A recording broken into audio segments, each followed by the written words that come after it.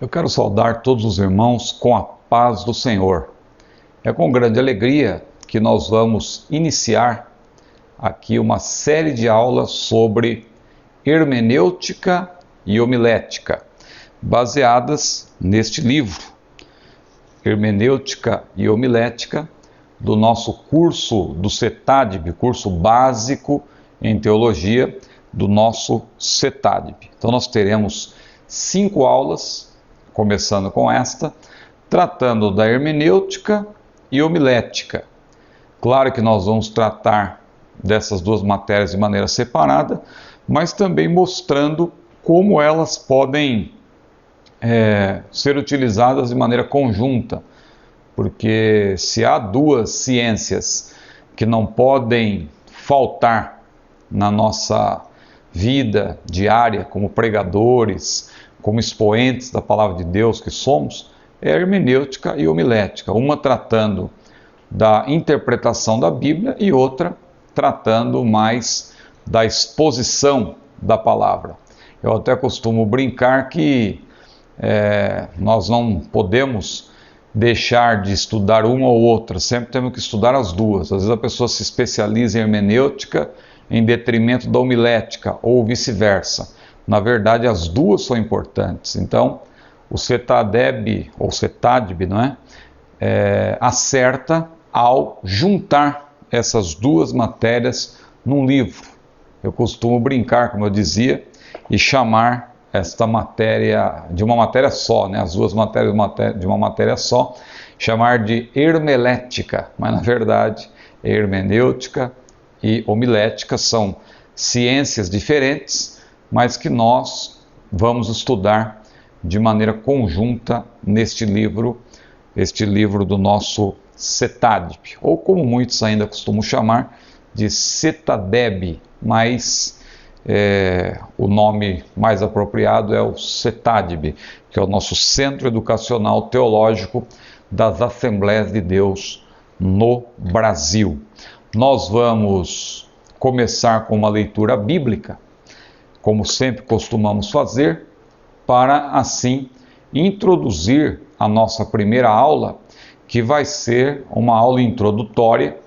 Nós vamos ter a aula de introdução ao estudo da hermenêutica. Veja que não é apenas a introdução desta aula, mas a introdução da matéria. Por isso nós vamos ocupar o tempo todo da aula de hoje abordando esta introdução ao estudo da hermenêutica. Depois vamos ter na próxima aula a hermenêutica na prática, não é?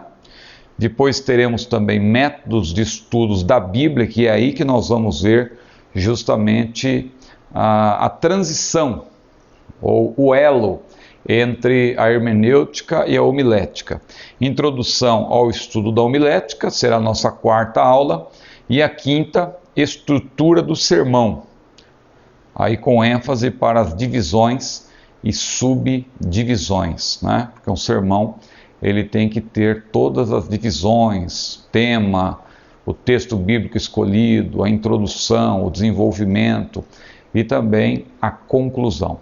Vamos então ler um texto bíblico e começar a fazer uma abordagem aqui da hermenêutica, que é a ciência e arte de interpretar a Bíblia.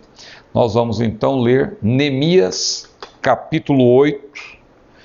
Nós vamos ler, na verdade, os versículos 5 a 8. Neemias 8, versículos 5 a 8.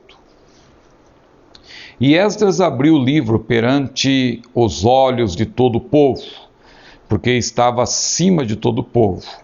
E abrindo-o ele, todo o povo se pôs em pé. E Esdras louvou o Senhor, o grande Deus, e todo o povo respondeu: Amém, Amém, levantando as mãos, e inclinaram-se e adoraram o Senhor com o rosto em terra. E Jesua, e Bani, e Serebias, e Jamim, e Acube, e Sabetai, e Odias, e Maazéias, e Quelita, e Azarias, e Josabade, e Anã, e Pelaías, e os levitas ensinavam ao povo na lei, e o povo estava no seu posto. E leram no livro da lei de Deus, e declarando e explicando o sentido, faziam que, lendo, se entendesse. Muito bem, temos lido, portanto, alguns versículos da palavra de Deus e queremos agora fazer uma pequena abordagem bíblica introdutória para esta aula, para em seguida nós começarmos a fazer menção dos tópicos e pontos que estão no nosso livro, o livro Hermenêutica e Homilética do nosso curso básico do CETADB. Muito bem, nessa leitura que acabamos de fazer, nós podemos observar que não é de hoje que se interpreta a Bíblia. Muitos pensam que a Bíblia não precisa ser interpretada, basta simplesmente ler e o Espírito Santo, então, ele entra em ação e as pessoas começam a entender. Claro que o Espírito Santo, ele é o intérprete por excelência da Bíblia. O Espírito Santo é quem nos ilumina para que nós entendamos a palavra de Deus. Entretanto, existe uma parte que cabe ao ser humano. Existe uma parte que cabe a nós. O Espírito Santo faz a sua parte, mas nós temos que fazer a nossa. É como aconteceu lá diante do túmulo de Lázaro, apenas uma ilustração.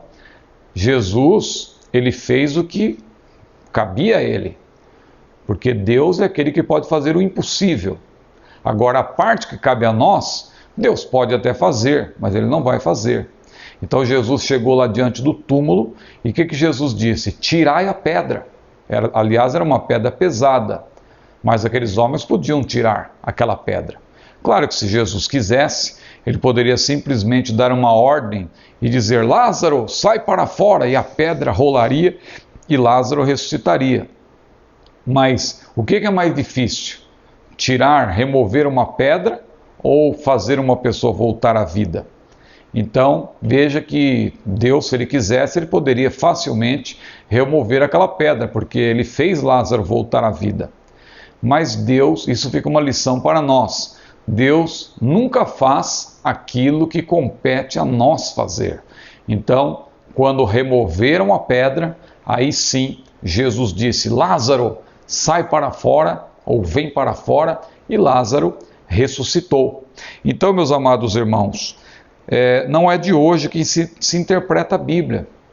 Hoje existem esses nomes aí técnicos, não é? Hermenêutica, exegese, teologia exegética, mas nos tempos bíblicos, já desde os tempos veterotestamentários, nós vemos que era utilizada já uma metodologia para se interpretar a palavra de Deus. Então não é de hoje que se interpreta a Bíblia. Como também não é de hoje, veja que curiosidade interessante, não é de hoje que se usa o púlpito para falar.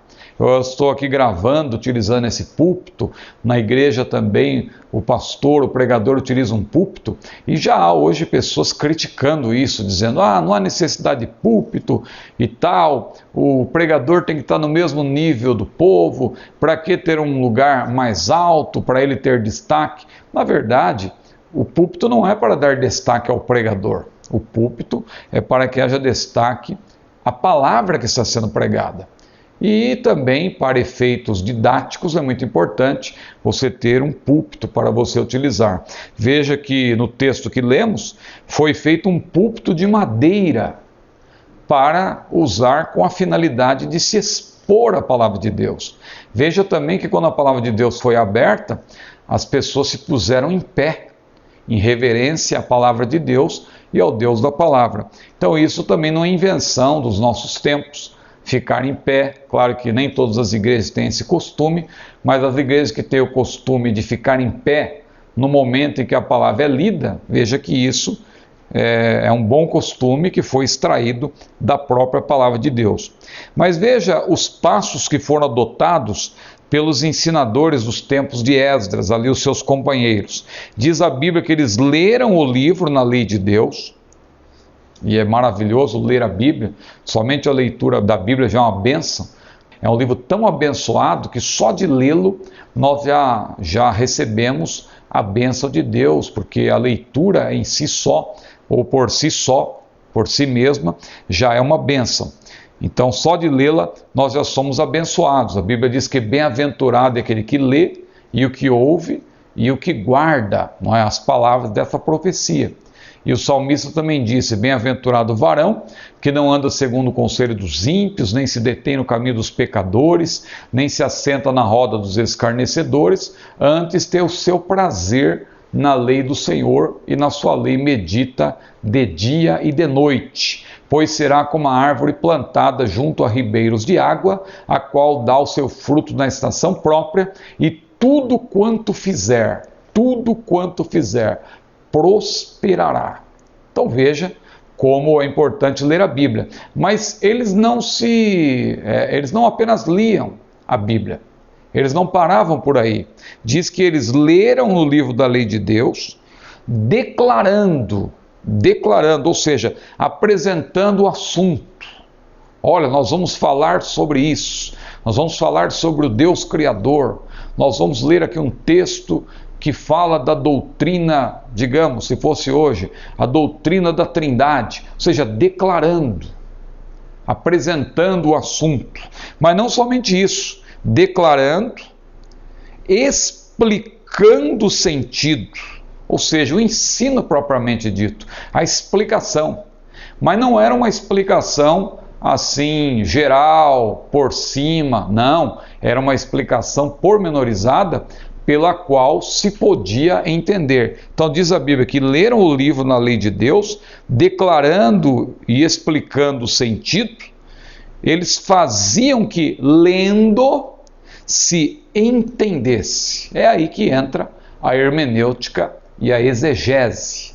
A hermenêutica e a exegese são extremamente importantes, e não é de hoje. Veja que desde os tempos de Esdras já havia o uso da hermenêutica. Não é uma novidade, então, nós usarmos a hermenêutica hoje. A Bíblia tem sido interpretada desde os tempos do Antigo e também do Novo Testamento. No Novo Testamento temos aquele exemplo também muito conhecido daqueles judeus lá de Bereia, não é? Da sinagoga de Bereia, que examinavam a Bíblia como se fossem advogados. Não era um exame assim superficial, se bem que a palavra exame por si mesma já mostra que é algo mais detido, mais cuidadoso, né? Um exame, não é uma leitura, não é a pessoa não está olhando de maneira superficial, ela está examinando. Então, quando a Bíblia diz que os judeus de Bereia foram mais nobres do que os de Tessalônica, é porque eles examinavam, a ideia ali no original é como se eles fossem verdadeiros advogados, pesquisadores da lei. Então eles queriam de fato saber o que estava acontecendo para interpretarem a Bíblia corretamente. E nós sabemos que isto é uma necessidade, não é? Embora o Espírito Santo seja, como eu falei, o intérprete por excelência da palavra de Deus, porque a Bíblia diz que ele penetra, não é? O Espírito Santo, a Bíblia diz que aquilo que o olho não viu, o ouvido não ouviu e jamais subiu ao coração do homem, são as coisas que Deus preparou para aqueles que o amam. E disse Paulo, escrevendo aos Coríntios, na sua primeira carta, capítulo 2, mas Deus nos revelou pelo seu Espírito, o qual penetra todas as coisas, até mesmo as profundezas de Deus, diz a Bíblia. Então ele penetra todas as coisas, ele a tudo perscruta.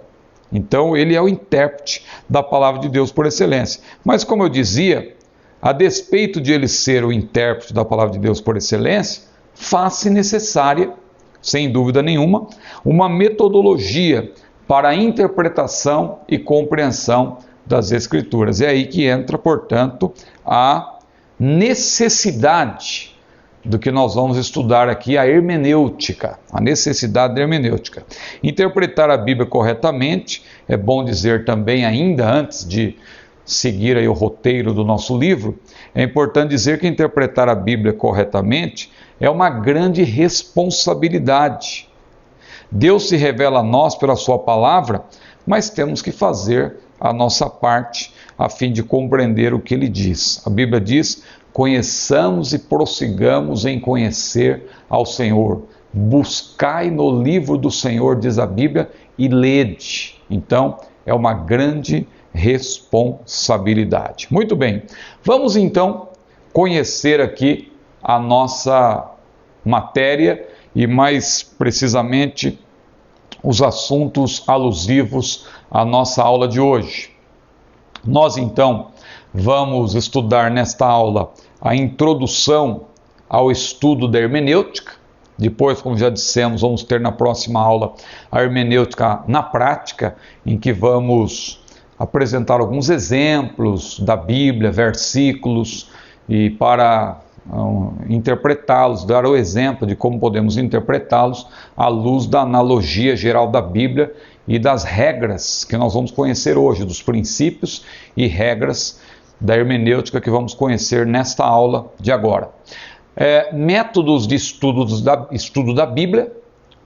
Existem alguns métodos que podemos conhecer, que nos ajudarão a interpretar e também expor a Bíblia. Por isso que aí nós falamos que há o elo entre a hermenêutica e a homilética, porque esses métodos, eles são métodos que nos auxiliam na interpretação, mas até mesmo na exposição da palavra de Deus, não é? Então, métodos de estudo da Bíblia. A introdução ao estudo da homilética e depois a estrutura do sermão, que equivale justamente à homilética na prática. Muito bem. O que nós vamos então abordar nesta primeira aula? Nós acabamos de fazer uma abordagem bíblica e introdução para a aula de hoje e vamos ter agora um tópico sobre o que significa hermenêutica, depois a importância da hermenêutica, os princípios e regras, não é? É bom dizer, nós vamos apresentar alguns princípios, mas principalmente regras que estão aí no livro. Figuras de linguagem na Bíblia, outros exemplos de figura de linguagem também, e análise histórico-cultural. Muito bem, nós vamos ter então agora o primeiro assunto, o que significa hermenêutica. O que significa hermenêutica? É bom dizer que o termo hermenêutica provém do verbo grego hermeneuem e significa explicar, traduzir, interpretar. Esses são os significados da palavra hermenêutica. Hermenêutica, que também é conhecida como a arte e a ciência de interpretar textos bíblicos. É uma arte e uma ciência, é como a música. A música também é considerada uma arte e uma ciência. É ciência por quê? Porque ela tem toda a música, por exemplo, né? Ela tem as suas leis, vamos dizer assim, os seus princípios que regem as notas musicais, ali os espaços, etc. Há uma ciência por trás da música. E a música é também uma arte. Por quê? Porque a sua comunicação ela se dá de maneira flexível. Veja que a própria Bíblia diz: tocai bem e com júbilo. Tocar bem alude a pessoa tocar de acordo com a música, com a ciência, não é? Que rege a música. E tocar com júbilo, aí já é algo que está atrelado à arte. Porque a pessoa pode seguir a música corretamente, mas ser uma pessoa que não tem nenhum entusiasmo e toca assim de uma maneira assim, sem ter muita inspiração. Agora, quem toca com júbilo é diferente, a maneira como a pessoa se comunica e tal, e o olhar da pessoa, e às vezes ela faz até como se diz na área musical, faz um floreado ali diferente, porque a pessoa está tocando com júbilo. Então a música também, ela é uma ciência e ela é uma arte. O mesmo se aplica à hermenêutica. A hermenêutica é uma ciência porque ela contém regras, ela contém princípios, mas ela é também uma arte, porque a maneira como a sua aplicação se dá é uma maneira flexível, não é? Flexível, ela é uma arte, depende do intérprete também da palavra de Deus. Agora, é importante observar também que esse termo que deu origem à palavra hermenêutica deriva de um personagem também da mitologia grega. Nós sabemos que o vocabulário grego, ele sofreu grande influência da mitologia. Não é? Nós não vamos aqui, claro, defender a mitologia, os deuses mitológicos, nada disso. Mas essa literatura ligada à mitologia grega, ela deu origem a muitos termos. Então, por exemplo, a própria hermenêutica vem de Hermes, que era filho de Zeus.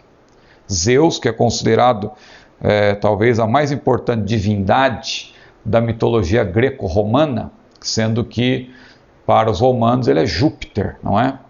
Você sabe que dos romanos eles acabaram absorvendo todo o panteão, não é? Dos gregos, as divindades, elas foram simplesmente adotadas, mas com nomes diferentes.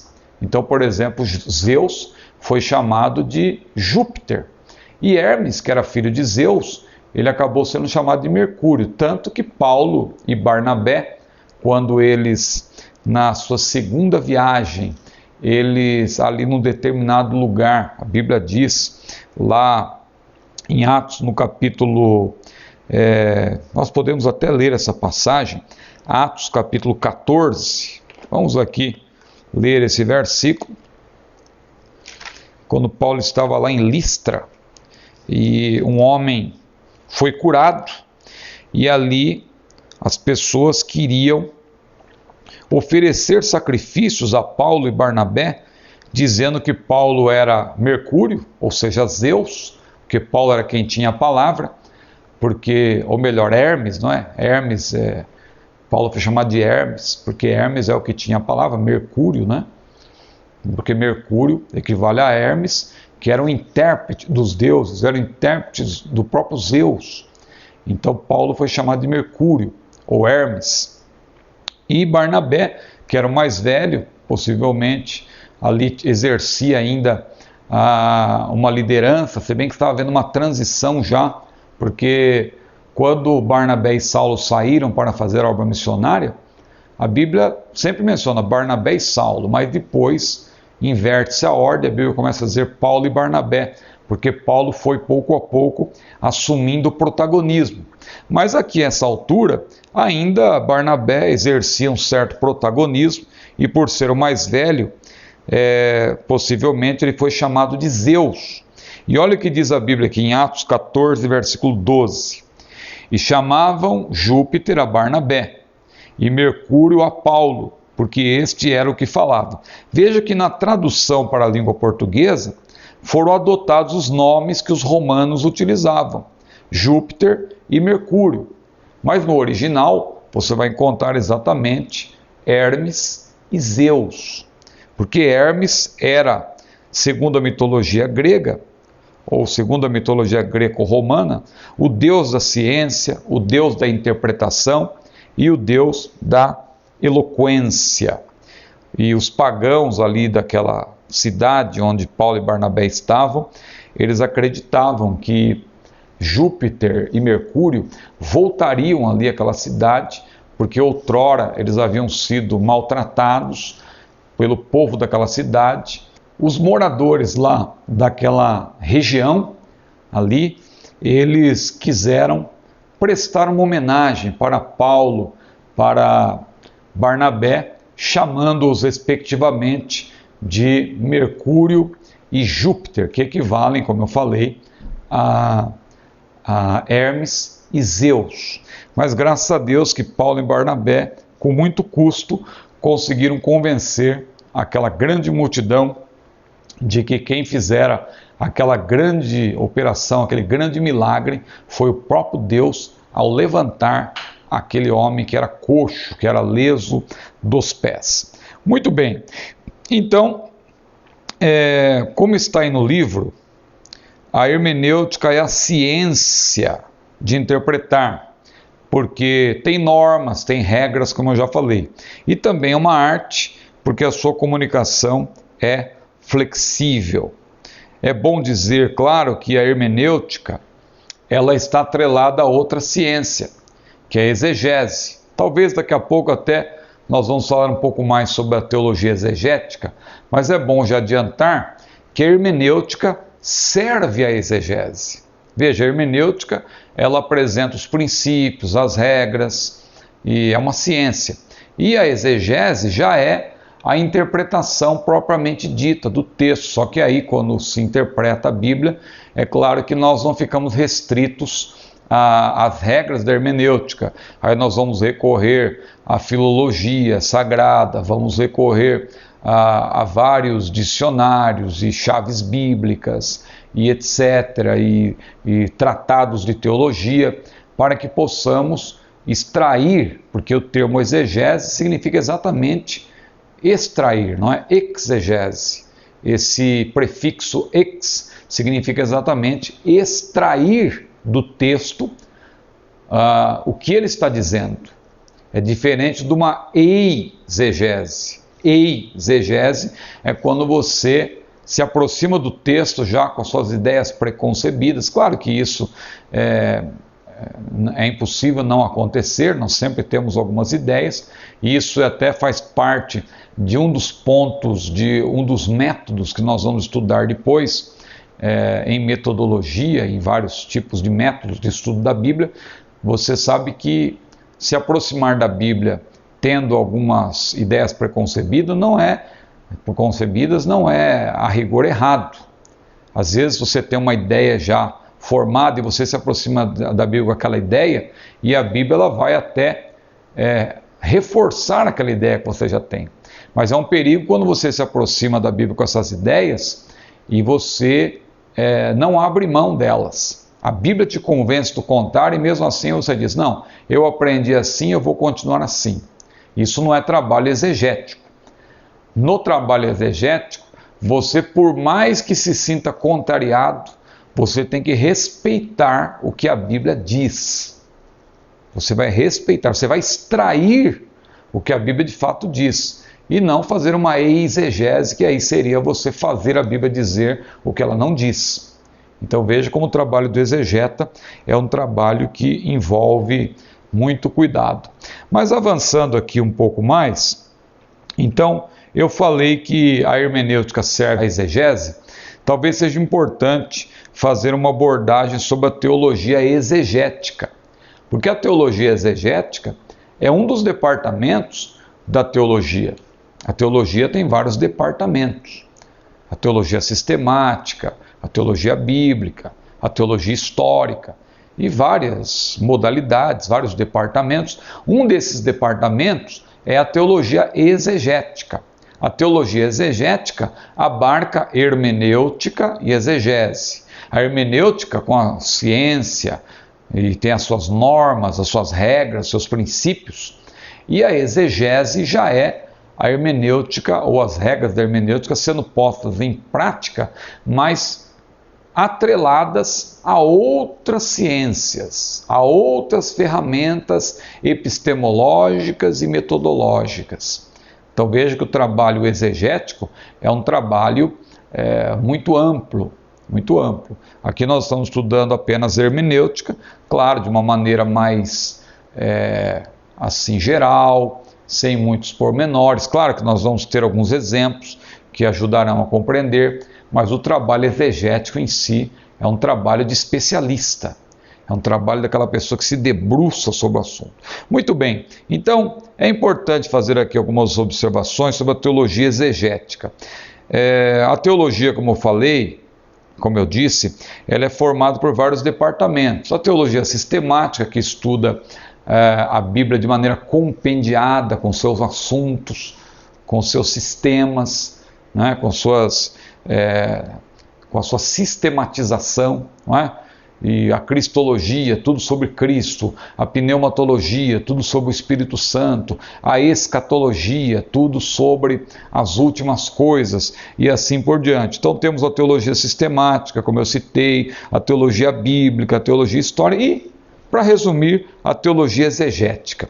A teologia exegética, como eu falei, é composta de duas disciplinas, a hermenêutica e a exegese. A exegese é aquela disciplina que emprega os princípios hermenêuticos e várias outras ferramentas para extrair de cada texto sagrado a sua verdadeira significação. O termo exegese, como eu falei, denota explicar, expor, explanar, literalmente guiar para fora, ou seja, extrair do texto aquilo que ele realmente diz. E o duplo objetivo da teologia exegética é ao mesmo tempo nos auxiliar de modo geral e também de modo específico. Então tem um objetivo geral, é duplo objetivo, porque tem um objetivo geral e um objetivo específico. Qual é o objetivo geral? Auxiliar-nos na interpretação geral das Escrituras. Qualquer texto sagrado que você for estudar, você vai precisar fazer uma exegese, é claro. Mas a exegese, ela serve principalmente, aí vem o objetivo específico, para aclarar o sentido das passagens de difícil compreensão. Você se lembra que Pedro falou lá na sua segunda carta, capítulo 3, versículos 16 e 18, que o irmão Paulo, disse ele, escreveu coisas difíceis de entender, o próprio Pedro reconhecendo isso, as quais os indoutos torcem, dizia Pedro, para a sua própria condenação. Mas ele então finaliza dizendo: crescei antes na graça e no conhecimento do Senhor Jesus. Então veja como Pedro, ele tinha essa preocupação, ele tinha esse cuidado de interpretar a Bíblia corretamente. E ele diz que indoutos, inconstantes, ou seja, pessoas que não estão preocupadas em estudar a Bíblia cuidadosamente, em fazer uma exegese do texto sagrado, essas pessoas acabam tendo grande dificuldade e principalmente entrando por caminhos errôneos, torcendo a palavra de Deus. Mas qual é a abrangência da teologia exegética? Ela busca o sentido primário, literal, do texto e pressupõe conhecimento das seguintes matérias. Isso é importante. Quem vai fazer uma exegese de um texto precisa conhecer primeiro, claro, a hermenêutica, que é o estudo dos princípios metodológicos e das técnicas necessárias para interpretar o texto bíblico. A exegese, como eu já estou falando, que é a aplicação desses princípios hermenêuticos ao texto bíblico com o objetivo de entendê-lo e explicá-lo. Mas também outras matérias, por exemplo, crítica textual. A crítica textual que visa a determinar o mais próximo possível o texto das Escrituras registrado pelo autor original. Abarca a filologia sagrada, que é o estudo das línguas originais da Bíblia, hebraico, aramaico e grego. Veja, uma pessoa que quer interpretar a Bíblia que não tem um conhecimento sequer nocional das línguas da Bíblia, essa pessoa vai ter dificuldade. Claro que não precisa ser um especialista, são poucos os especialistas em hebraico, grego e aramaico, não é? Mas, na verdade, todo estudioso da Bíblia e todo exegeta precisa pelo menos ter um conhecimento nocional. Por isso existem aí os vários dicionários. Nós temos, por exemplo, um dicionário exegético excelente em língua portuguesa, que é o dicionário Vine. Dicionário Vine. Claro que em outros idiomas nós temos outros dicionários também, mas no Brasil, em língua portuguesa, por enquanto, o Vine é um dicionário excelente, não é? Um dicionário exegético, em que você pode pesquisar palavra por palavra, claro que não todas, mas a maioria delas, palavras em grego, palavras em hebraico, e ver ali a explanação do seu sentido de acordo com o original. Então, filologia sagrada é muito importante. E então, como fazer exegese sem conhecer, ainda que de modo nocional, as línguas originais? Outra matéria importante é a crítica histórica e literária. Outra também é a teologia histórica. Teologia histórica, o estudo que se ocupa do desenvolvimento teológico ao longo do tempo, porque as doutrinas bíblicas, elas já foram exaustivamente debatidas ao longo dos séculos, não é? A teologia histórica, portanto, ocupa-se da observação de como a verdade bíblica foi utilizada na vida e no desenvolvimento da igreja. A teologia sistemática, que eu já citei, a teologia bíblica, a teologia prática também. Veja que homilética em si, ela se relaciona mais com a teologia prática. Nós estamos aqui estudando a teologia exegética, que é a hermenêutica, e a teologia prática abarca, por exemplo, a missiologia, o evangelismo, não é? O ministério cristão, as práticas litúrgicas e a homilética também. A homilética acaba fazendo parte da teologia prática, mas os departamentos teológicos eles também se interrelacionam. A homilética, em parte, ela também pode estar relacionada com uma teologia própria, uma teologia de exposição da palavra, né? Assim como existe uma teologia ligada à interpretação da palavra, tem uma teologia ligada à exposição, sobre como expor, ou seja, lançando mão aí das técnicas de oratória e a didática e assim por diante. Muito bem, vamos então agora para um segundo ponto, a importância da hermenêutica. A importância da hermenêutica. Qual é a abrangência desse estudo? A hermenêutica bíblica abarca métodos e técnicas, como nós já falamos, pelos quais podemos, com a iluminação do Espírito Santo, interpretar as Escrituras corretamente. Qual o objetivo da hermenêutica? Veja que eu fiz uma breve menção sobre teologia exegética, mas o nosso assunto aqui é hermenêutica. Por que eu fiz uma menção da teologia exegética? Porque a teologia exegética, ela compreende duas matérias, a hermenêutica e a exegese. A hermenêutica serve à exegese. A exegese é a interpretação propriamente dita. Veja que nós estudamos a exegese como uma matéria, mas na verdade a exegese já é a prática. Claro que quando nós vamos estudar exegese, são repetidos os mesmos princípios e regras da hermenêutica e também outras ciências também são apresentadas, porque a exegese já é a prática, já é a interpretação propriamente dita, mas uma interpretação cuidadosa, não é qualquer interpretação, assim como muitos estão hoje fazendo e dizendo que estão fazendo uma exegese. Não. Qual é o objetivo então da hermenêutica? Que, como eu falei, serve à exegese. O objetivo primário da hermenêutica é estabelecer princípios gerais de interpretação para se entender o verdadeiro sentido do autor ao redigir as Escrituras. Não é possível fazer exegese dos textos bíblicos sem a aplicação dos princípios de interpretação, conhecidos mediante o estudo da hermenêutica. Quem, portanto, precisa de hermenêutica? É um dever do pastor, claro, do pregador, do professor de escola dominical e do crente em geral manejar bem a palavra da verdade. Todo aquele que expõe a palavra, ele tem o dever de interpretar a Bíblia corretamente. O que foi que Jesus disse lá em Mateus capítulo 22, versículo 29, para os religiosos lá do seu tempo, quando Jesus andou na terra? Jesus lhes disse: errais, não conhecendo as Escrituras, observe, nem o poder de Deus. Porque são duas coisas que estão casadas, aliás. Não adianta nada a pessoa dizer que ora, que busca Deus, que tem poder, mas não quer saber do estudo da palavra. Ou senão alguém que diz que estuda muito a palavra, mas também não busca Deus, não ora, não é uma pessoa piedosa. O teólogo, o exegeta especialmente, o hermeneuta, não é? Deve ser uma pessoa piedosa. Deve manejar bem a palavra da verdade. O que diz lá em 2 Timóteo capítulo 2, versículo 15?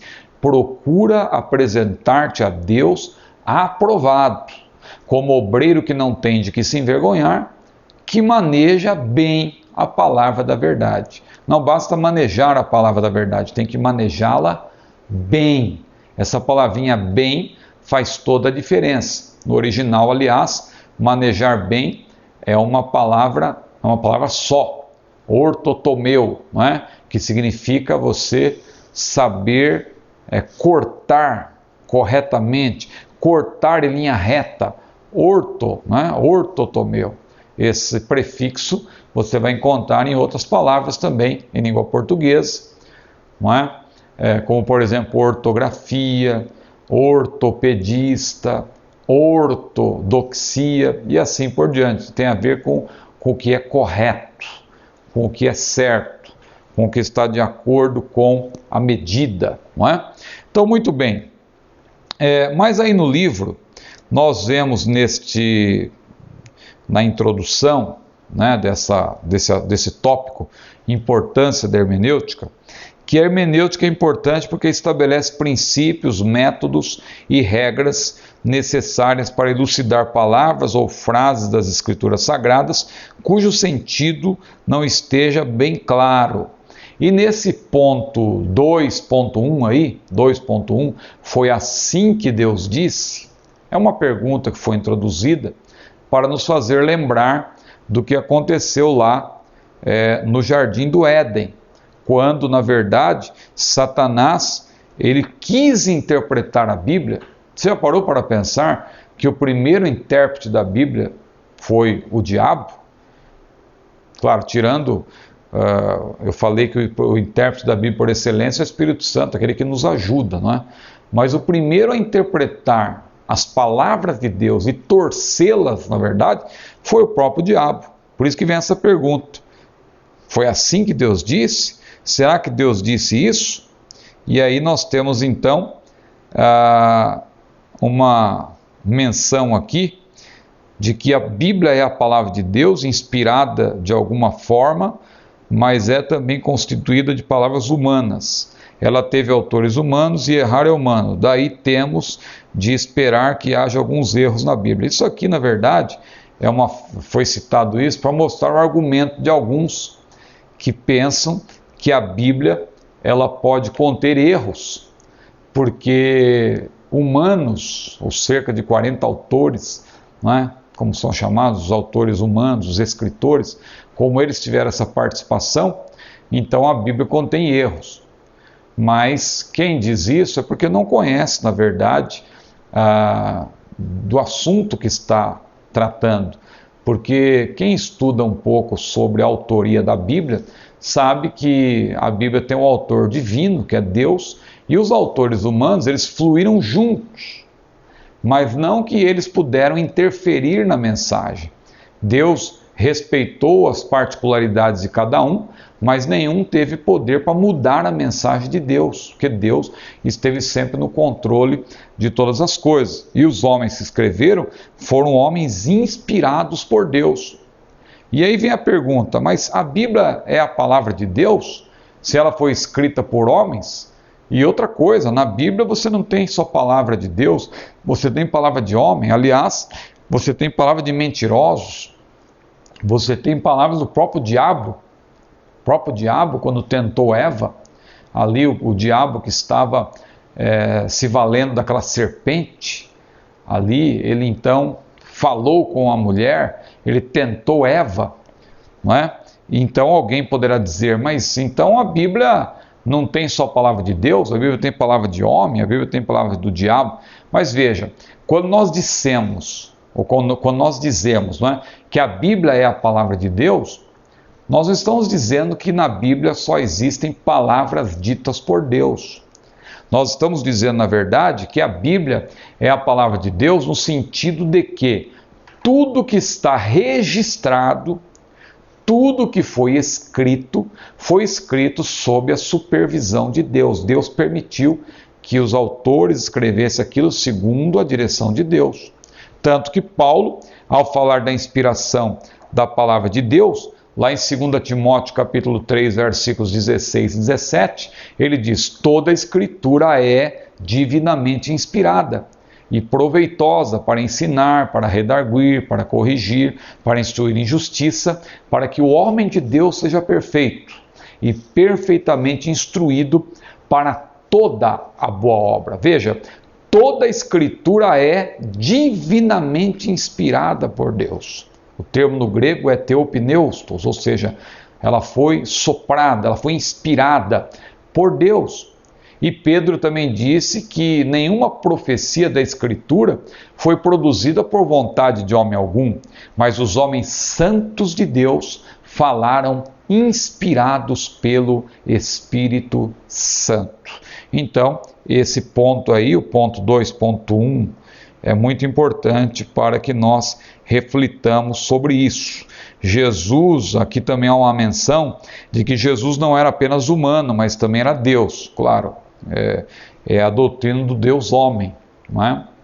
Que é mencionada, e nós até tratamos quando falamos sobre a teologia sistemática. Então veja que da mesma forma, por analogia, considerando que Jesus é a palavra viva, assim como Jesus, a palavra viva, ele se fez homem sem deixar de ser Deus, porque Jesus nunca deixou de ser Deus, da mesma forma a palavra escrita, por analogia, ela é antes de tudo de Deus, ela tem origem em Deus, mas Deus utilizou-se também do ser humano para escrever. Então, o autor divino e o autor humano, eles fluíram juntos, claro que Deus no controle de todas as coisas. Então, tanto a palavra viva quanto a palavra escrita, nós podemos dizer que a palavra, de maneira geral, ela é divino-humana, não é? Mas, claro que sempre nessa ordem, né? Divino-humana. Assim como Jesus, ele é o Deus-homem. Ele, ao se fazer homem, ele não deixou de ser Deus. Assim também, a palavra de Deus, a Bíblia, quando ela veio de Deus para ser escrita pelos homens, ela veio de Deus, ela não deixou de ser divina quando os homens a escreveram. Pelo contrário, Deus supervisionou tudo para que não houvesse erros, contradições na sua palavra. A Bíblia não tem contradições. Nós vamos ver isso a posteriori. A Bíblia é a palavra de Deus. Então, tanto a palavra viva de Deus, Cristo, como a sua palavra escrita, as Escrituras, são igualmente divinas e também humanas. A pessoa de Cristo é divina e humana. A palavra escrita também é divina e é humana. O ponto 2 aí, 2.2, a Bíblia e sua inspiração. A Bíblia e sua inspiração. Inspiração divina é a influência sobrenatural do Espírito Santo como um sopro sobre os escritores da Bíblia, capacitando-os a receber e a transmitir a mensagem divina sem possibilidade de erros. Então, isso ensina que todas as partes da Bíblia são igualmente inspiradas e que os escritores não funcionaram como máquinas, como seres autômatos, não é? Houve cooperação vital e contínua entre eles e o Espírito de Deus que os capacitava. Então eu creio que isso ficou muito claro para os irmãos. A Bíblia, ela é antes de ser humana, ela é divina. Assim como o Senhor Jesus, a palavra viva. Antes dele se encarnar, ele já era Deus, ele sempre foi Deus. No princípio era o Verbo estava com Deus, e o Verbo era Deus, todas as coisas foram feitas por ele, e sem ele nada do que foi feito se fez. Então a palavra viva, Cristo, a palavra de Deus, como ele é chamado lá em Apocalipse 19, ele se fez carne. O Verbo se fez carne, diz a Bíblia, e habitou entre nós. E da mesma forma, por analogia, a palavra de Deus escrita também ela veio de Deus. Deus inspirou os escritores da Bíblia Sagrada. Vamos adiante então agora para o tópico terceiro, que é princípios, e eu coloquei princípios / regras, porque não são apenas princípios, mas regras da hermenêutica. Princípios, eu gostaria até de destacar 2, que não estão nessa sequência de regras neste capítulo, mas estão ao longo de todo o livro. Eu vou aqui tratá-los de maneira específica aqui, porque eu vou abordar princípios junto com regras. O livro esse livro que nós estamos tomando como base, Hermenêutica e Homilética, do nosso curso do CETADB, curso básico do CETADB, o livro ele apresenta vários princípios. E eu vou tratar aqui de pelo menos dois, que são dois princípios gerais, e para depois também nós apresentarmos as regras de interpretação da Bíblia. Então, que princípios gerais nós podemos apresentar para a interpretação da Bíblia? O primeiro princípio é o que diz que a Bíblia, como palavra de Deus, é infalível e inerrante. Porque se a Bíblia é a palavra de Deus, não há por que alguém achar que a Bíblia tem erros. A Bíblia é a palavra de Deus. E embora a Bíblia tenha uma mensagem central, que é a mensagem de salvação, e essa mensagem, ela, quando a pessoa de fato é salva, ela entende isso até de uma maneira fácil pela instrumentalização por parte do Espírito Santo, é claro, porque é o Espírito Santo quem faz com que a pessoa entenda perfeitamente as doutrinas da salvação. Até mesmo uma pessoa simples, uma pessoa que não sabe falar bem, não sabe falar direito, esta pessoa, se ela começar a estudar a Bíblia, ela vai entender esse assunto. Às vezes a pessoa sequer pode estudar a Bíblia, porque não sabe ler, mas ela é convencida pelo Espírito Santo. Então isso é a doutrina da salvação. Agora, é claro que para aquelas passagens difíceis de entender, como eu já disse, é necessário que haja, além da ajuda do Espírito Santo, uma metodologia, uma maneira da pessoa interpretar a Bíblia que fará com que ela tenha, assim, uma facilidade maior de entender os textos mais difíceis. Então, é importante ter como princípio que a Bíblia, embora tenha palavras difíceis e pontos difíceis, a Bíblia, como palavra de Deus, ela é infalível e ela também é inerrante. A Bíblia é infalível e a Bíblia é inerrante. Não há erros, não há contradições. Se alguém disser para você que a Bíblia tem contradições, essa pessoa, na verdade, está em contradição, porque a Bíblia não tem contradições.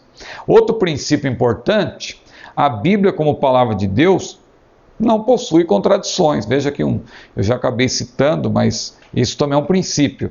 A Bíblia, como palavra de Deus, não possui contradições. O que devemos fazer, nesse caso, ante passagens que nos parecem contraditórias? Veja, nos parece, porque toda contradição na Bíblia, eu estou aqui exagerando, não há contradição na Bíblia, mas toda contradição, ela é aparente, parece que é, mas na verdade ela ocorre porque na verdade aquele que está lendo ainda não tem um conhecimento amplo e não conhece bem a analogia geral da Bíblia, como eu vejo aí lamentavelmente hoje em dia na internet, eu vejo pessoas criticando doutrinas da Bíblia, zombando até de doutrinas da Bíblia, e até mesmo pessoas que se dizem cristãs, e às vezes eu pergunto para essa pessoa se ela já leu a Bíblia toda, por exemplo, e a pessoa diz, não, eu nunca li a Bíblia toda, mas eu tenho certeza disso. Então veja que a pessoa sequer se deu ao trabalho de ler a Bíblia toda, ou seja, a pessoa que não leu a Bíblia toda ainda, ela tem dificuldade até de pôr em prática o princípio relacionado com a analogia geral da Bíblia. Porque se eu for considerar que a Bíblia é análoga, é claro que eu tenho que ler a Bíblia toda. A Bíblia explica a própria Bíblia. Como que eu, sem ter lido a Bíblia toda, posso ser dogmático quanto a um assunto? Não é? É complicado, é difícil, mas há pessoas que, lamentavelmente, por falta de humildade, elas acabam entrando nessa canoa, ou embarcando nessa canoa furada. Mas o que devemos fazer quando encontramos passagens aparentemente contraditórias? Primeiro, devemos perguntar ao autor. Devemos ter comunhão com Deus. O autor, com A maiúsculo, claro, é Deus. E a Bíblia é um livro tão maravilhoso em que o autor sempre está presente. Você já parou para pensar nisso? Que o autor sempre está presente? Hoje nós estamos na era digital, não é? E um escritor, eu por graça de Deus como autor, eu tenho alguns livros e eu posso interagir com meus leitores através das redes sociais. Nós estamos na era digital, mas isso nem se compara com o fato de o autor estar sempre presente. Sempre presente. Então veja, é o caso de Deus. Se você é uma pessoa que tem comunhão com Deus, você está lendo a Bíblia, você sempre vai ter a certeza de que Deus está ao seu lado e que você poderá perguntar a Ele, pedir iluminação do Espírito para que você possa entender melhor a palavra de Deus. Então, ante passagens aparentemente contraditórias, nós devemos primeiro perguntar ao autor. Perguntar ao autor. Segundo, ler e reler o texto. O texto que é difícil deve ser lido e relido. Não basta ler superficialmente, tem que ler. Nós vamos ver depois, quando nós estudarmos sobre os métodos de leitura da Bíblia, nós vamos ver que nos métodos você é estimulado, ao estudar os métodos, você é estimulado a ler, reler, uma primeira leitura, uma leitura sem tomar nota de nada, é apenas uma leitura, depois você faz uma segunda leitura anotando, depois você faz uma terceira leitura consultando outras fontes e assim por diante. Ler e reler o texto difícil. Outro ponto, levar em conta o contexto do texto em análise. Daqui a pouco nós vamos ver o que é o contexto. E permitir que a Bíblia interprete a si mesma. Esse é o maior das regras e também princípios da hermenêutica sagrada. A Bíblia explica a própria Bíblia. Então, interpretar a Bíblia nada mais é do que você permitir que ela interprete a si mesma. A Bíblia interpreta a própria Bíblia.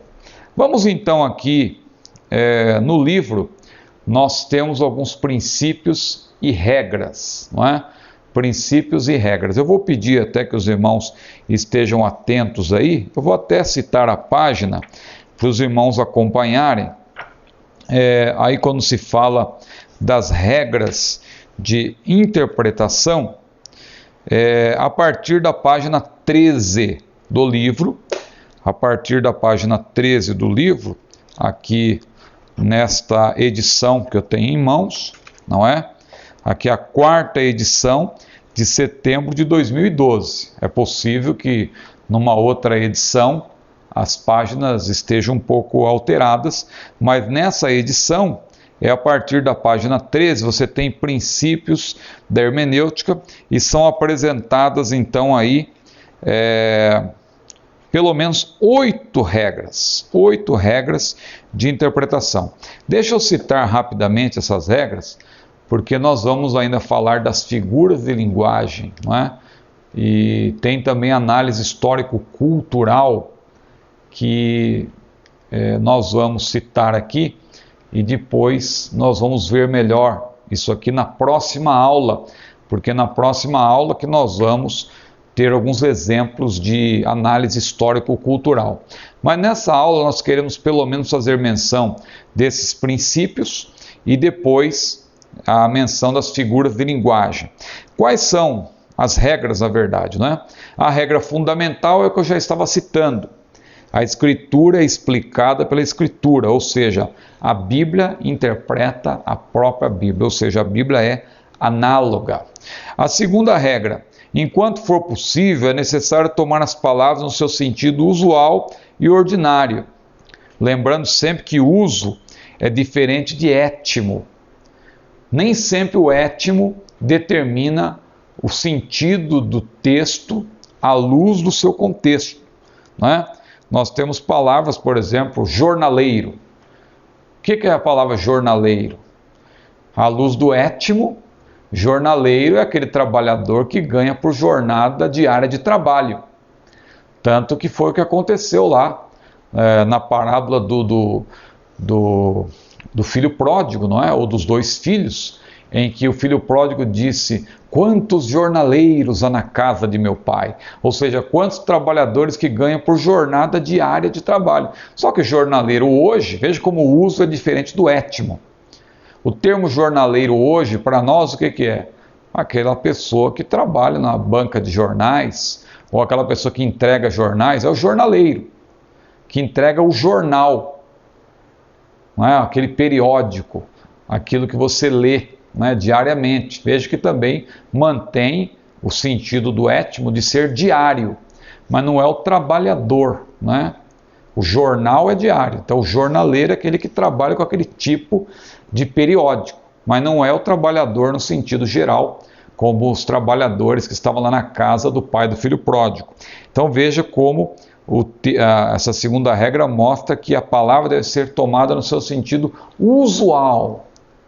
Usual. Você vai ver que na Bíblia tem várias palavras que mudam de acordo com o contexto, né? A terceira regra é absolutamente necessário tomar as palavras no sentido que indica o conjunto da frase. O que é o conjunto da frase? É o chamado contexto imediato. Nós vamos dar exemplos na próxima aula. Esta regra tem importância especial quando se trata de determinar se as palavras devem ser tomadas em sentido literal ou figurado. A quarta regra diz que é necessário tomar as palavras no sentido que indica o contexto, aí já é mais amplo. Conjunto da frase é o contexto imediato. Contexto aqui, como está sendo apresentado, é o contexto no seu sentido mais amplo. Nós vamos ver depois que há pelo menos 7 tipos de contexto. A quinta regra diz que é preciso tomar em consideração o desígnio ou objetivo do livro ou passagem em que ocorrem as palavras ou expressões obscuras. Então veja, é preciso levar em consideração o desígnio ou objetivo do livro. Por exemplo, Eclesiastes é um livro em que o próprio autor deixa claro que ele considera as observações da pessoa, do homem, debaixo do sol. Ou seja, é uma visão mais materialista das coisas. Então é por isso que nós temos que ter cuidado quando vamos interpretar Eclesiastes. Muitos levam a ferro e fogo aquela parte lá que fala que quando a pessoa morre, ela está entregue ao esquecimento, e aí muitos defendem com base naquele texto ali o sono da alma, a doutrina do sono da alma. E a analogia da Bíblia geral mostra que, na verdade, a alma não dorme, a alma não morre. Então é preciso ter em mente o propósito do livro. A sexta regra diz que é indispensável consultar as passagens paralelas, explicando as coisas espirituais pelas espirituais. Paralelismo, não é? Paralelismo de palavras, paralelismo de ideias, paralelismo de doutrinas. É importante nesse estudo de paralelos não ficar só no paralelismo de palavras. É perigoso quando alguém consulta uma concordância bíblica e pega só a palavra pela palavra, o termo pelo termo, não é? Às vezes um termo diz uma coisa num contexto, no outro contexto ele diz outro. É aquilo que nós acabamos de falar sobre étimo e uso. É por isso então que é importante o paralelismo de ideias. O paralelismo de ideias é até mais importante que o paralelismo de palavras, não é? Paralelismo de ideias e também o paralelismo de doutrinas, de ensinos gerais. A sétima regra diz que um texto não pode significar aquilo que nunca poderia ter significado para seu autor e seus leitores. Então o texto, a função do hermeneuta, a função do exegeta é extrair do texto aquilo que o autor quis transmitir. E isso nós só conseguimos perceber lendo, estudando. Se você lê, por exemplo, no jornal uma manchete dizendo assim, fome no Haiti, não é? Claro que pela situação do Haiti atualmente, você vai ver, você pode chegar à conclusão de que está se falando de uma fome realmente literal, as pessoas estão passando fome. Mas e se você começa a ler ali a matéria e dali a pouco você vê que o autor, o jornalista, está falando de uma fome intelectual? Na verdade, que está faltando professores e as pessoas não estão estudando e o analfabetismo está aumentando, então é uma fome por conhecimento. Veja, um sentido figurado, mas você só vai perceber isso se você ler a matéria. Então a mesma coisa se aplica à Bíblia. Você não pode pegar uma palavra isoladamente e dar um sentido para ela que não corresponda ao sentido que o autor quis transmitir. Então isso é muito importante. E é aí que entra em cena a chamada análise histórico-cultural, que nós vamos ver depois. O que é análise histórico-cultural? Significa você viajar, entre aspas, no tempo e conhecer a história, conhecer a cultura, a geografia daquele tempo, para você começar a entender melhor o que a Bíblia está dizendo. Por exemplo, quando Paulo diz, nós vemos agora por espelho, obscuramente, ou como diz outra versão, em enigma. Ora, se você perguntar o que significa para mim, e não o que significa para o autor, você poderá ficar confuso. Porque um espelho, hoje, se você olha para um espelho, o espelho mostra o seu rosto do jeito que ele é. Ele não mostra o seu rosto de maneira distorcida. Porque o espelho hoje, no século XXI, ele é diferente, né? O espelho é diferente do espelho dos tempos de Paulo.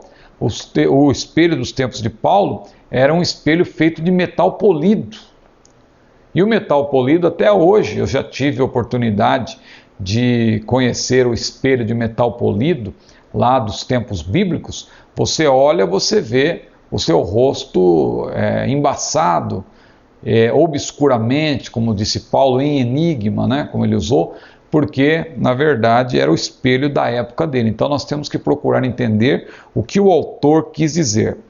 Uma oitava regra sempre quando compartilhamos de circunstâncias comparáveis, isto é, situações de vida específicas semelhantes, com o âmbito do período quando foi escrita, a palavra de Deus para nós é a mesma que sua palavra para eles. Então, boa parte do que está no Novo Testamento, por exemplo, se aplica a nós. Isso aqui é importante observar que o que foi dito para os apóstolos, para os discípulos de Jesus, em situações comparáveis às nossas, também podem ser aplicadas a nós.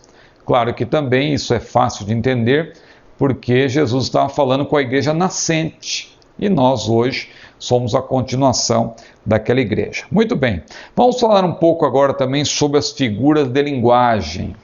Figuras de linguagem. A Bíblia é repleta de figuras de linguagem.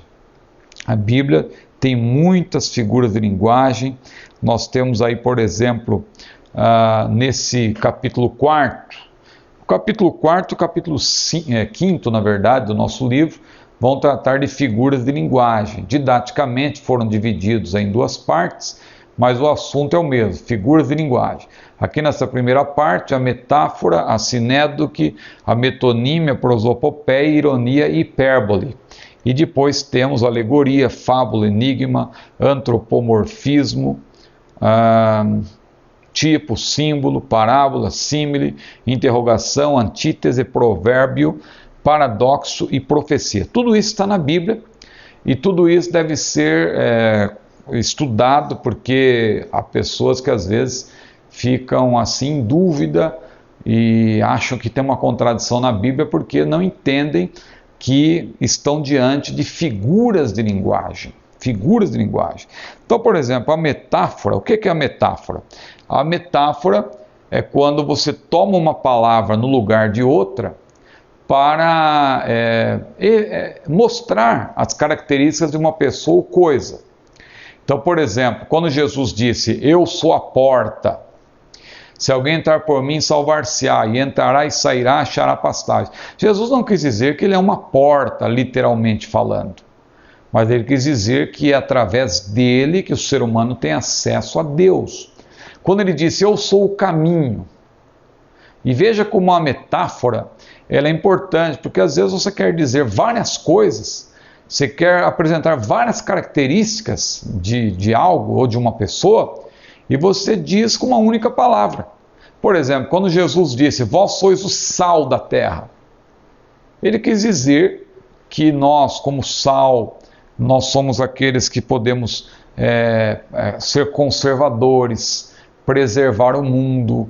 O sal, ele tem influência. O sal, quando ele está em ação, ele não aparece, porque ele está contido nos alimentos.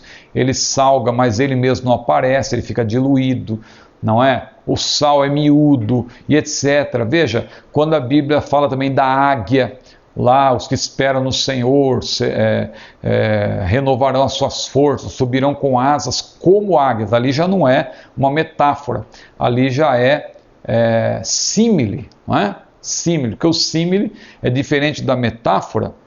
O símile será visto depois. O símile é diferente da metáfora, porque o símile é uma figura expressa. Expressa como? Por meio da palavrinha como ou outra semelhante, não é? Então, se Jesus tivesse dito, eu sou como uma porta, ou como a porta, seria símile e não metáfora. A metáfora é uma figura não expressa. É pelo contexto que você percebe que é uma metáfora. Já o símile não, ele está evidenciado pela palavrinha como. Então, fica mais fácil você identificar a figura de linguagem. Então, são vários exemplos que nós temos aí de metáfora na Bíblia. E Jesus mesmo, por várias vezes, ele disse, eu sou a porta, eu sou o caminho. Eu estava falando da águia, né? A águia, se bem que é um símile, mas se fosse ali uma metáfora também, quando você diz o crente águia, né? O crente é uma águia. E veja as características da águia. A águia é veloz, a águia tem todas aquelas características, que ela voa alta, e a visão da águia, e assim por diante. Então veja, metáfora, muito importante então nós conhecermos esta figura. Outra figura importante é a sinédoque. A sinédoque é a figura pela qual se emprega o todo pela parte ou a parte pelo todo, né? O todo pela parte ou a parte pelo todo. Quando você diz, por exemplo, você está diante de uma classe e você diz, hoje não veio ninguém, não é? Na verdade era para vir 20 pessoas, estão lá 5, é a minoria que veio. Aí você fala, ninguém veio hoje. Veja como você está exagerando, porque vieram 5 pessoas, mas como vieram poucas pessoas, então você toma a parte pelo todo, ou o todo pela parte, aí nesse caso, né? O mundo inteiro está, na verdade, querendo comprar panetone, o mundo inteiro. Veja, um exemplo aqui, o mundo inteiro quer dizer que muitas pessoas, não é que é o mundo inteiro. E a Bíblia tem exemplos nesse sentido. Veja, por exemplo, Atos capítulo 24, versículo 5. Atos capítulo 24, versículo 5. Temos achado que este homem é uma peste e promotor de sedições entre todos os judeus por todo o mundo. Veja que Paulo estava fazendo um grande trabalho para Deus, mas ele ainda não havia alcançado todo o mundo, não é? Mas aqui é usada essa figura, a metonímia. E assim há outros exemplos. Vamos falar da metonímia. A metonímia é o emprego da causa pelo efeito ou do símbolo pela realidade. Causa pelo efeito ou símbolo pela realidade. Quando eu falo, por exemplo, cigarro é prejudicial à saúde, na verdade não é o cigarro propriamente, mas a fumaça, né, e tal que sai do cigarro. Então é tomado aí o símbolo pela realidade ou a causa pelo efeito, não é? E marcas, por exemplo, que são, eu não estou querendo aqui de maneira nenhuma fazer merchandising, não é? Mas era comum, por exemplo, antigamente, quando você ia se referir à palha de aço, independentemente da marca, você falava Bombril. Então você tomava o símbolo pela realidade. Quando você ia falar de um iogurte, você falava do quê? Danone.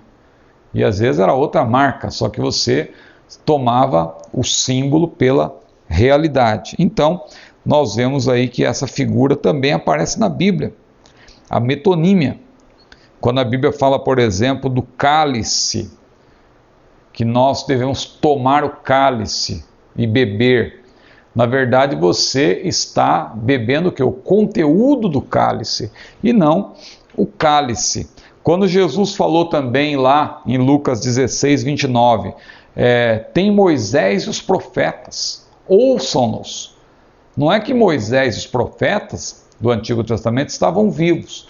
Jesus estava se referindo aos livros de Moisés, aos livros dos profetas que eram lidos, que eram estudados e nas sinagogas, etc. Então, os irmãos ali daquele rico que estava lá no Hades, ou no Hades, quando ele pediu que os seus irmãos eles ouvissem a pregação do Evangelho, ali foi dito, Jesus disse que eles tinham Moisés e os profetas, não é?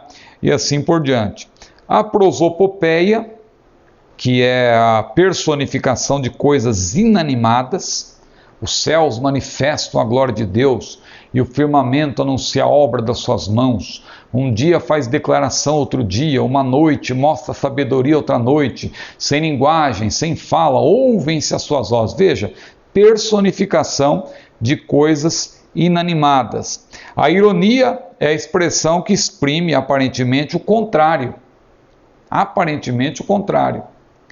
Quando uma pessoa está cantando um hino e aquela pessoa canta de maneira desafinada, você maldosamente, né, cutuca o irmão do lado e diz, esse irmão aí canta bem, não é?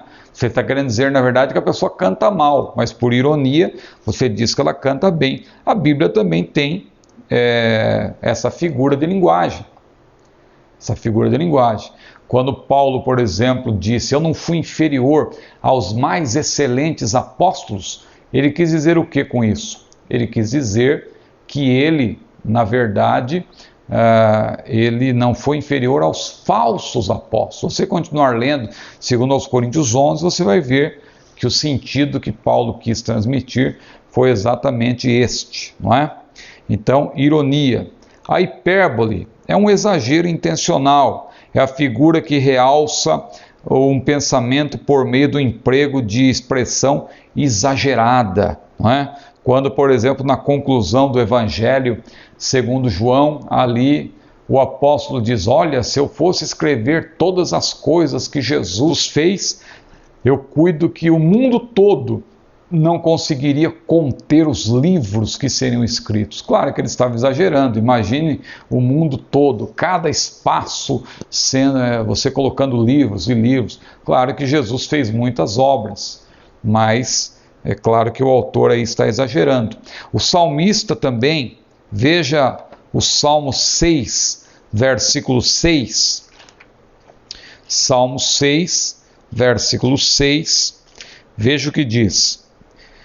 Olha o que diz o salmista, já estou cansado do meu gemido, toda noite faço nadar a minha cama, molho o meu leito com as minhas lágrimas. Agora imagine a cena, o salmista chorando tanto que o seu quarto se encheu de água, né, suas lágrimas, e agora ele começa a nadar nas próprias lágrimas. É claro que ele está usando aqui de uma figura de linguagem, a hipérbole, para dizer que ele estava chorando muito. Então hipérbole é exagero, não é? Então nós vemos isso na Bíblia também. Então essas são algumas figuras de linguagem. Nós temos também outras figuras de linguagem aí no livro que, na verdade, elas têm uma característica diferente. Não só se empregam determinadas palavras em sentido figurado, mas às vezes textos e passagens inteiros. Ou seja, muitas vezes são figuras que reúnem várias figuras e elas se tornam um outro tipo de figura, com uma outra característica. Por exemplo, a alegoria, ela resulta de várias metáforas, não é? Várias comparações unidas, e aí você tem uma alegoria. Há textos alegóricos que apontam para acontecimentos reais e futuros, como nós vimos quando estudamos sobre escatologia, não é? Aquela mulher vestida do sol. Ali temos um texto alegórico, mas que aponta para algo que realmente vai acontecer, porque ali nós temos a simbologia profética. Então, alegoria. Fábula, que é também uma alegoria em forma de história.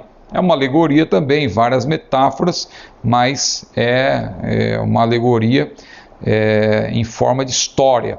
Enigma é um tipo de alegoria, porém sua solução é difícil e obscura. Isso é enigma. Antropomorfismo é a linguagem que atribui a Deus ações e características corporais humanas, né? Quando a Bíblia fala, quando a Bíblia descreve Deus como sendo um homem.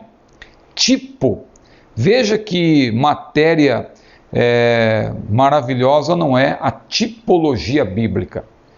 Quem vai fazer exegese tem que conhecer a tipologia bíblica. O tipo, que é uma classe de metáfora, mas é uma metáfora que aponta sempre para o futuro. E o tipo, para ele ser um tipo, ele tem que ter, claro, um antítipo. O que é o antítipo? É o contrário do tipo. Por exemplo, eu digo que José é um tipo de Cristo. Se José é um tipo de Cristo, é porque Cristo é o antítipo de José. Por que José é chamado de um tipo de Cristo? Porque aconteceram coisas na vida de José que se assemelham profeticamente, claro, por antecedência aí, ao que aconteceria na vida de Cristo, não é? José, por exemplo, ele era um filho amado de seu pai e ao mesmo tempo odiado de seus irmãos. Jesus também, diz a Bíblia que ele veio para o que era seu, mas os seus não o receberam. Então, ele era desprezado pelo seu povo, mas ele era amado do Pai. O Pai que dizia: "Este é meu filho amado, em quem me comprazo". José também foi vendido, assim como Jesus. José, quando ele foi para o Egito, ele recebeu aquele nome de Zafenate Paneia, que significa Salvador do mundo. Jesus também é o Salvador do mundo, não apenas dos judeus, como muitos pensam, mas o Salvador do mundo. Salvador do mundo, como está lá em João, no capítulo 4, e Paulo também falou, e João também falou nas suas epístolas, que Jesus é o Salvador do mundo. Então, tipo é a metáfora que aponta para o futuro. O tipo pode ser humano, por exemplo, Adão é um tipo de Cristo, Abel, e Isaac, e José, e Jonas, e assim por diante, mas o tipo também pode ser não humano, como a Arca de Noé, o Cordeiro Pascual, o tabernáculo, são tipos não humanos. Então, no estudo dos tipos bíblicos, destacam-se 3 elementos: o tipo, o antítipo e, claro, a tipologia, que é uma matéria extraordinária. Então, aí no livro, nós temos aí vários exemplos sobre tipo, que é muito importante. Outra figura da linguagem, o símbolo. Símbolo, objeto ou coisa que representa verdades espirituais. É diferente do tipo, porque o tipo sempre ele tem um antítipo. Tipo e antítipo.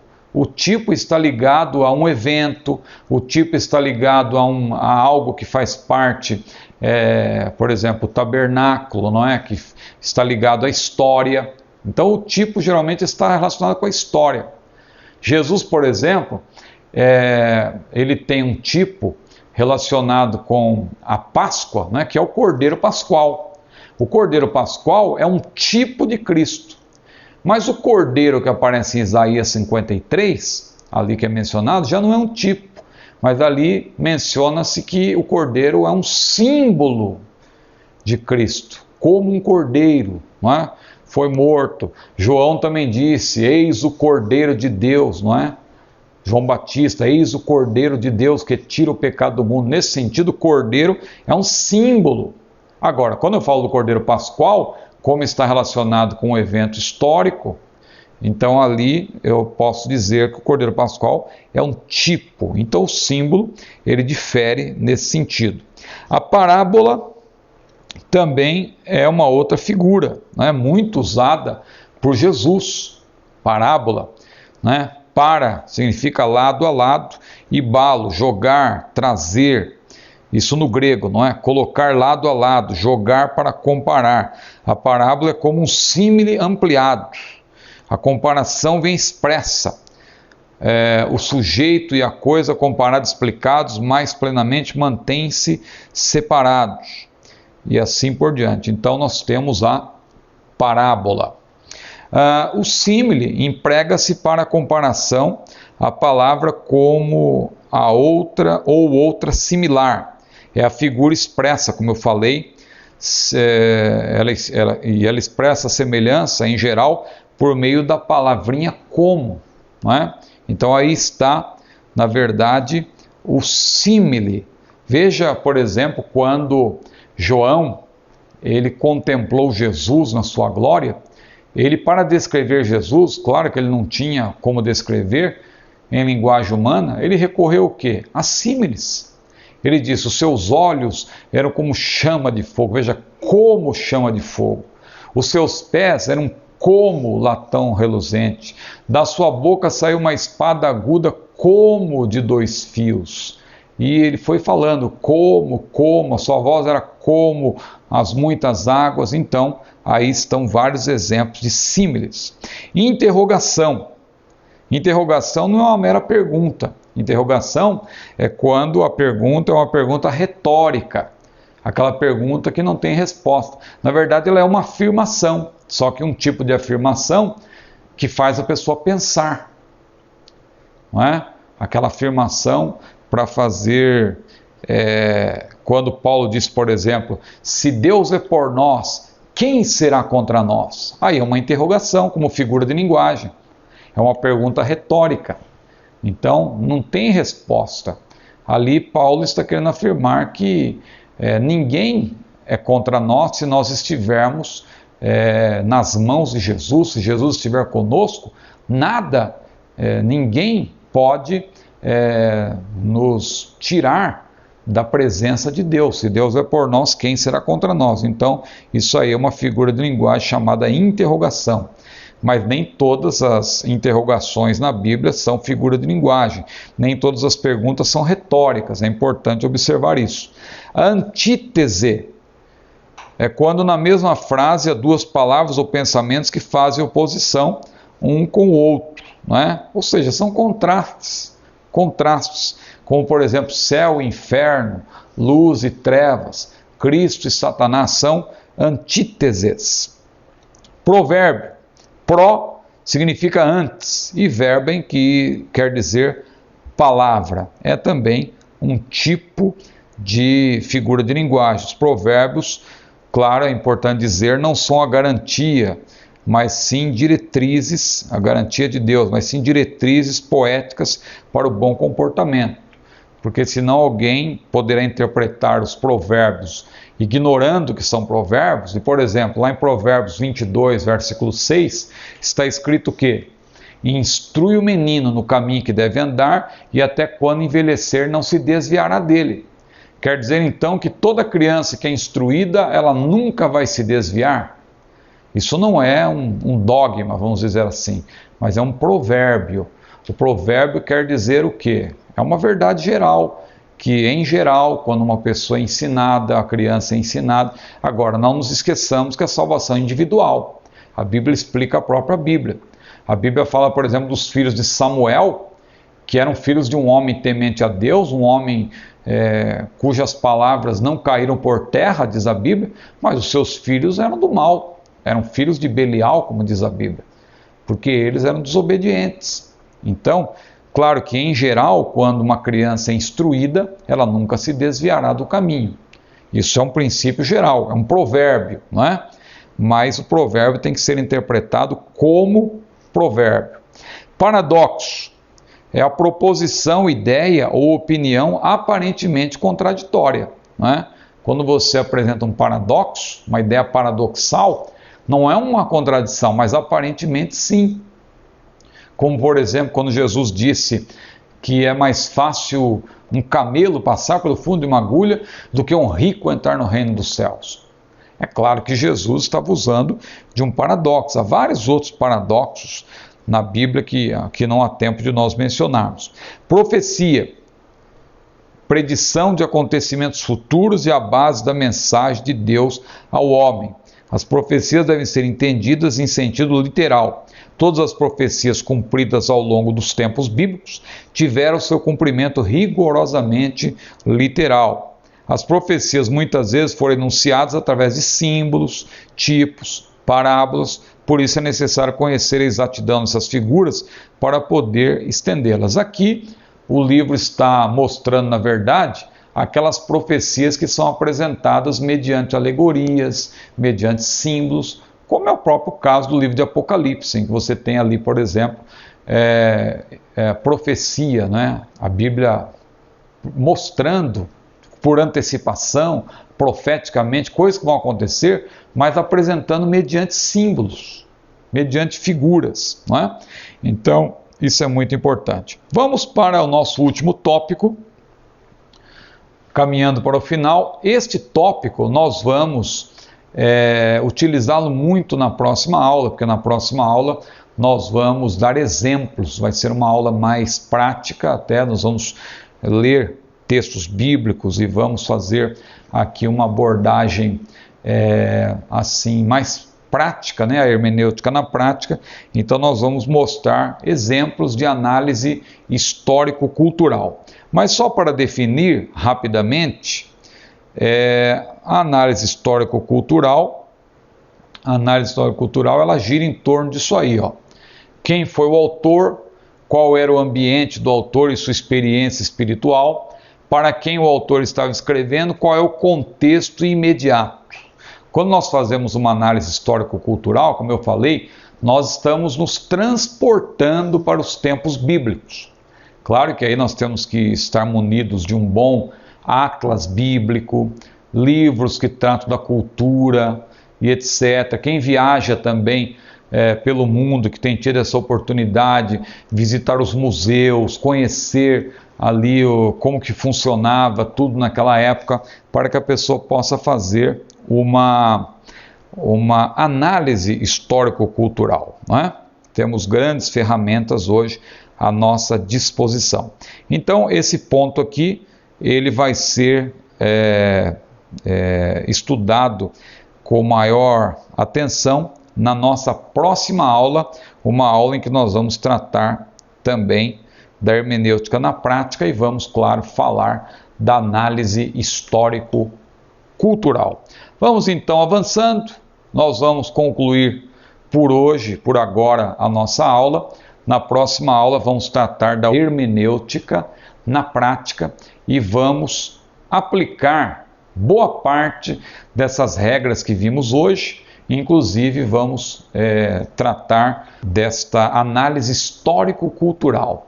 Análise histórico-cultural, como eu falei, significa que nós vamos nos transportar para os tempos bíblicos e procurar conhecer a cultura e os costumes, etc., para nós termos assim uma visão mais próxima possível daquilo que o autor quis transmitir. Muito bem, aí estão os cursos do nosso CETADB.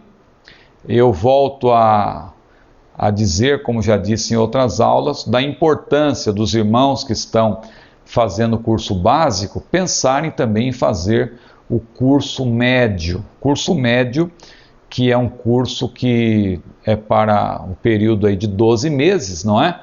É reconhecido pela nossa convenção geral.